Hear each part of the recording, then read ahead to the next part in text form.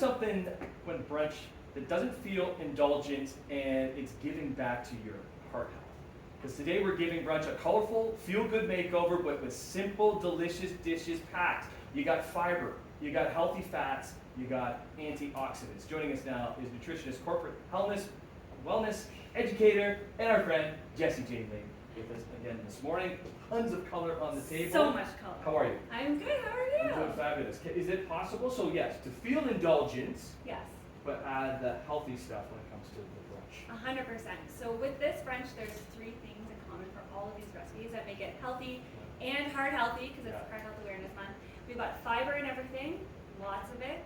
We've got our healthy fats, which I love, and we also got antioxidants in there. Where are you with brunch?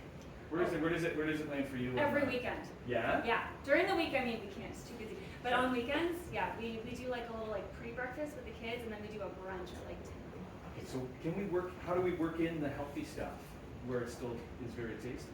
Yes. Okay, so we're going to make these recipes so yummy.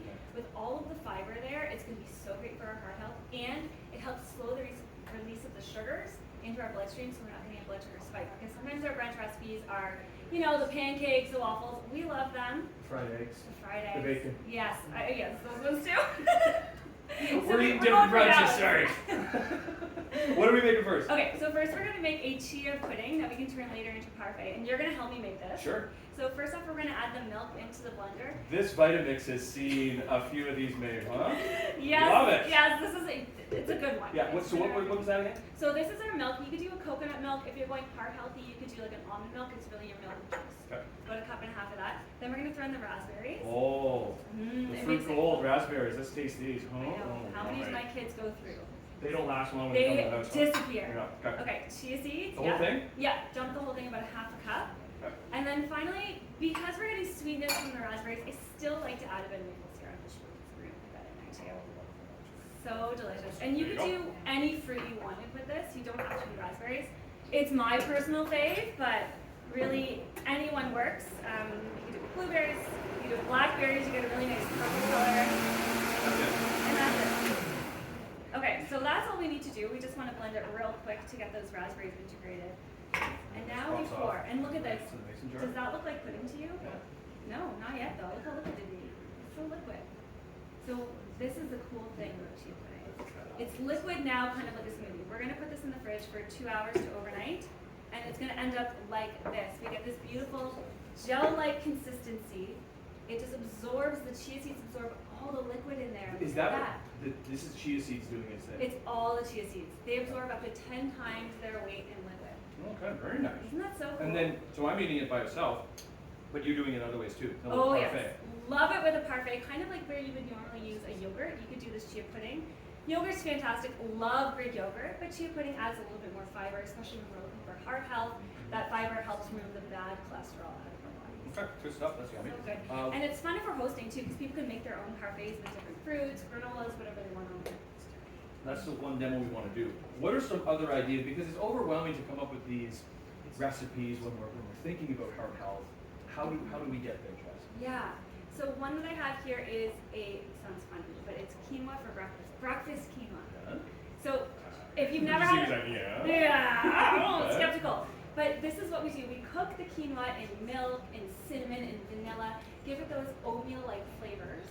And then we top it with whatever we want. You could always add a little bit more milk if you like more like a soupy kind of situation here. But the cool thing about it is not only is there tons of fiber, there's healthy fats from the nuts we put on top, but it is high in protein, so it's going to be very filling. This will take you from lunch or from breakfast to lunch. There we go. And I like the nuts because there's a bit of a crunch in it. Yes, it gives us that texture there. Do you teach people about all these recipes? I do. And so how do you do that? Yeah, if you're someone who finds you want to eat healthy, but it's just taking it takes too much time and you don't have time in your schedule, I have a course all about it called Healthy Eating Made Easy for Busy Lives, where I take you step by step, systems, tools, recipes to make healthy eating a part of a busy life when you feel like there's absolutely no time.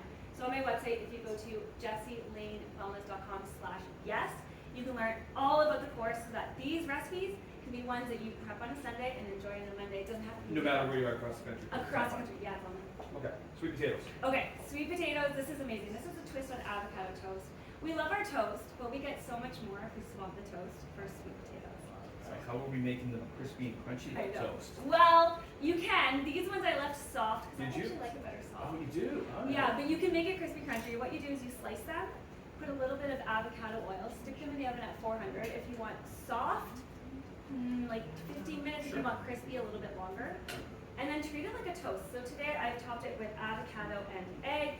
Usually I do a fried egg, but that was not going to travel to come here today, so we've done hard boiled.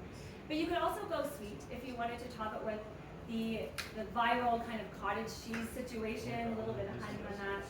Yeah, go for it. Can we get into the egg thing too? Because proteins, we talked about proteins with you before, we talked proteins a lot, getting the proper amount of proteins. And egg does have proteins, but you need a lot of it. You need a lot. You need like 3 eggs in the morning if you want to get like enough protein in the morning. Because we're looking at trying to get somewhere around 30 grams of protein in every meal. Right.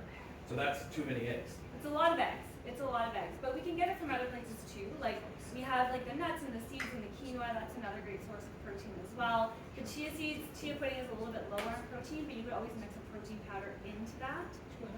Thank you. Because I was thinking I would want it to.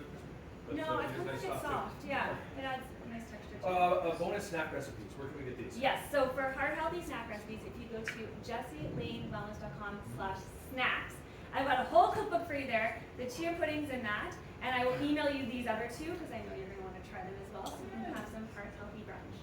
Good stuff. As we head into the weekend. That's right. Some great ideas on Fridays. Jess, thanks so much.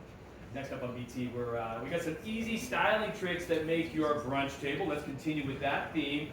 Look designer level without the designer price tag. I'm going to have another bite of this.